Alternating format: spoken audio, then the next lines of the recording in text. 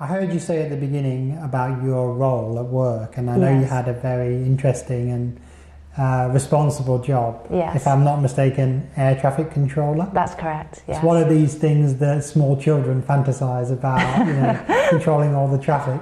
Yes. I'm sure there's a lot more to it than we know. Yes. What was the situation at work for you, just in brief? It was very difficult because obviously once I was given the information that I had cancer, my entire life basically was taken from underneath me. Air traffic controllers have licences, and the medicals that are attached to their licences are very stringent.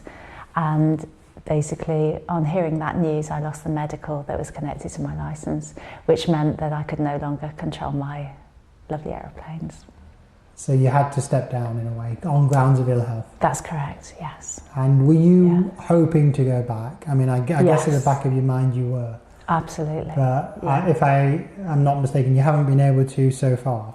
No, not at all. The people who decide whether or not you're fit enough to be an air traffic controller, it's the Civil Aviation Authority Safety Regulation Group, and it's the medical branch of that.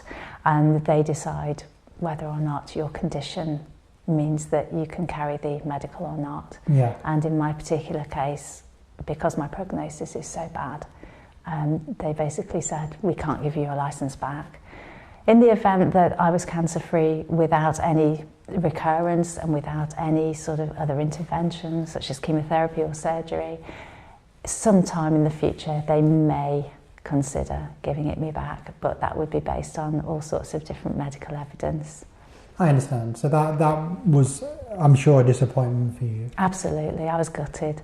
Like I said, my entire life, just my health, my job, everything was just taken from underneath me, and I was quite scared. It's a lot to take on board at one time. Yeah. There's also a financial implication, isn't there? Absolutely. The company have been fairly good to me, and we had a system in place for loss of licence insurance in the event that you did become unwell.